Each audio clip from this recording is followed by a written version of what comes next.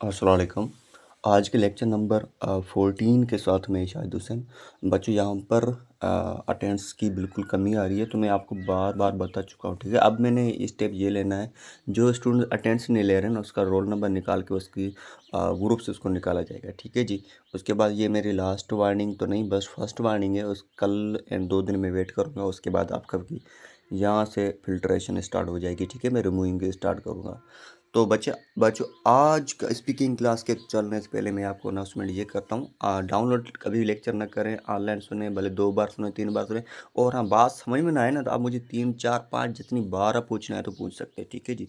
अब हम स्पीकिंग की तरफ चलते हैं। आज के स्पीकिंग लेक्चर में क्या है बच्चों, देखें। आज हम कंडीशनल सेंटेंस पढ़ेंगे, लेकिन उसका दो आज कंडीशनल फर्स्ट एंड सेकंड पढ़ेंगे, ठीक है जी। तो याद रखें, आज 2 कंडीशन है। आज का थोड़ा काम पहले वाले से थोड़ा आज के लिए ज़्यादा है, ठीक है जी।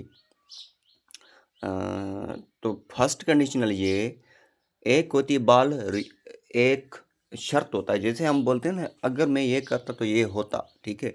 तो पहले जो इफ़ वाला सेंटेंस होता है उसको हम कहते हैं कंडीशन। दूसरा जो होता है ना, उसको हम कहते हैं रिजल्ट। अब देखें, यहाँ पर रिजल्ट जो सॉरी कंडीशन जो है ना, वो रियल होना चाहिए, एंड जो उसका रिजल्ट है वो पॉसिबल होना चाहिए। या हम यूँ ही कह सकते हैं, जो फर्स्ट कंडीशनल है ये रियल भी होती है और पॉसिबल भी होती है, ठीक है जी। इसको हम ये भी बोल सकते हैं।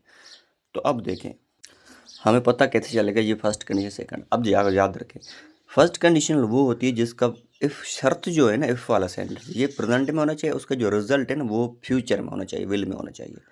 तो यहाँ पर सेंटेंस कैसे बनाओगे, पहले सुने।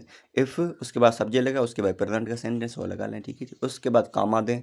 आप कामा किस किस लिए, क्योंकि कंडीशन और रिजल्ट को अलग करते हैं। उसके बाद सब्जेक्ट, उसके बाद विल, वर्ब की फर्स्ट में, जब ऑब्जेक्ट तो ऑब्जेक्ट लगा लें, ठीक है जी।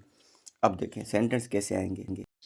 इफ़ आई स्टडी, जब मैं पढ़ाई करता हूँ, मतलब प्रेजेंट में, ठीक है जी। याद रखें, मैं एक एक पॉइंट बता रहा हूँ। I will pass the exam, मैं एग्जाम पास करूँगा, मतलब फ्यूचर में, मतलब अभी मैं तैयारी कर रहा हूँ, शर्त ये मैं अभी पढ़ूंगा तो मैं पास हो जाऊँगा, ठीक है। तो मतलब प्रेजेंट में जो काम कर रहे हो ये फ्यूचर के लिए करें, मतलब ये रियल और इम्पॉसिबल है सिचुएशन। नेक्स्ट देखें, इफ़ आई वर्क हार्ड, जब मैं सख्त मेहनत करूँगा, काम करूँगा, तो आई विल सक्सीड, मैं कामयाब हो जाऊँगा। मेहनत करता हूँ तो कामयाब हो जाऊँगा, ठीक है जी। यहाँ तक बात क्लियर। आज की फर्स्ट आपकी कंडीशन ये क्लियर हो चुकी है।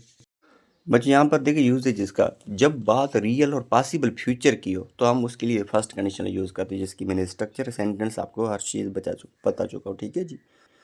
अब बारी सेकंड कंडीशनल की। इफ इसमें देखें, जब आपकी कोई बात ना पास्ट में हुई हुई हो और उसका रिजल्ट भी पास्ट में हो, जैसे हम कहते हैं अनरियल या इमेजिनरी, ठीक है जी। तो हम ऐसे बातों के लिए जो इनमें अनरियल होती है कंडीशन, इमेजिनरी बातें कंडीशन होती है, तो हम उसके लिए सेकंड कंडीशन यूज़ करते हैं। इसका बच्चों यहाँ पर देखिए स्ट्रक्चर कुछ यूँ है, पहले एफ लगाए, उसके बाद सब्जेक्ट, उसके बाद पास्ट लगाना है, प्रेजेंट नहीं। प्रेजेंट आ गया तो उसके बाद फ्यूचर आएगा, तो ये फर्स्ट कंडीशन हो जाएगी। अब कामा दें, उसके बाद लगाएं सब्जेक्ट, उसके बाद वो लगाना है आपको वुड का इस्तेमाल करना है, ठीक है। वुड के बाद हमेशा स्वर्ग की फर्स्ट फॉर्म लगती है, ठीक है जी। यहाँ पर आप ना पहले पास्ट, उसके बाद पास्ट नहीं लगाना, क्योंकि पास्ट वैसे वुड वैसे भी पास्ट है, ठीक है जी। यह बात याद रखनी चाहिए आपको, ठीक है जी। अब सेंटेंस कैसे आएंगे, जैसे देखें, इफ़ आई हैड टाइम, जब मेरे पास टाइम होता। देखिए बच्चों, इफ़ वाली कंडीशन में पास्ट आ चुका है, हाँ। आई वुड हेल्प यू, मैं आपकी मदद करता, ठीक है। यहाँ पर मैं मदद करूँगा नहीं है, ठीक है, करूँ करता। तो यहाँ पर ऐसी सिचुएशन को हम अनरियल इमेजिनरी कहते हैं, ठीक है जी। नेक्स्ट देखिए, इफ़ आई वर रिच, अब याद रखें, I we you he she it सबके साथ वर लगेगा, वाज का बिल्कुल इस्तेमाल नहीं करना है, क्योंकि ये अनरियल सिचुएशन है। मतलब मैं काश ये बोलता हूँ, मैं बादशाह होता, ये whatever, I would travel the world में, पूरी दुनिया घूमता, ठीक है। यहाँ पर आपकी बात क्लियर है, जब मैं अमीर होता तो मैं सारी दुनिया घूमता। तो अब इसका इस्तेमाल क्या करना है, जब बात कोई इमेजिनरी अनरियल सिचुएशन हो तो आपको क्या करना है, सेकंड कंडीशन लगानी है, ठीक है जी। अब ये आपकी बारी है, इसकी मुझे आप ट्रांसलेट करके दें। मैंने दोनों कंडीशन मिला चुका हूँ, ठीक है। ये 3 सेंटेंस है। अगर मैं मेहनत करूँ करूँ करूँ तो मैं कामयाब हो जाऊँगा। अगर मेरे पास वक्त होता तो मैं मदद करता। अगर मैं रिच होता, रिच मतलब अमीर, ठीक है, तो मैं ट्रेवल करता। अब आपकी बारी है। 3 सेंटेंस फर्स्ट रियल वाली कंडीशन बताएं, एंड 3 सेंटेंस सेकंड टाइप जो कंडीशन उसके बनाए इमेजिनरी वाला, ठीक है। स्पीकिंग की प्रैक्टिस ज़रूर करो, ठीक है जी। नेक्स्ट है हमारा आज के वोकेबलरी। देखिए बच्चों, कॉन्टीजेंट मतलब डिपेंडिंग और समथिंग, किसी के पर डिपेंड करना, ठीक है जी। हम कहते हैं ना यार ये मैं इस पर डिपेंड करता हूँ, किसी के ऊपर चलना, ठीक है। अजम्पशन मतलब with something accepted as a true with proof, किसी चीज़ को मानना बल्कि किसी उसकी सबूती के साथ। स्पेक्यूलेट मतलब to guess with without full information. जो स्पेक्युलेट वो होती है जब हम किसी को गेस करते हैं, हम अंदाज़ा लगाते हैं ये वो ही है, लेकिन उसकी इंफॉर्मेशन नहीं होना चाहिए, फिर भी अंदाज़ा लगाते। पोटेंशियल का मतलब पॉसिबल एबिलिटी ऑफ चांस, ठीक है। जो आपकी मुमकिन सलाहियत होती है ना, चांस होता है, हम उसको पोटेंशियल, हम उसको यूं भी कह सकते हैं हिम्मत। आउटकम का मतलब फाइनल रिजल्ट। अब ये नेक्स्ट क्वेश्चन है हमारा questioning.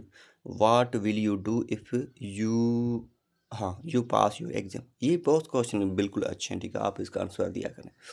What would you do if you had money, if you get a job, what will you do if you were an officer, what would you change. ये बच्चे देखें, ये बिल्कुल question easy and fantastic है, ठीक है जी, आप इसका आंसर दें।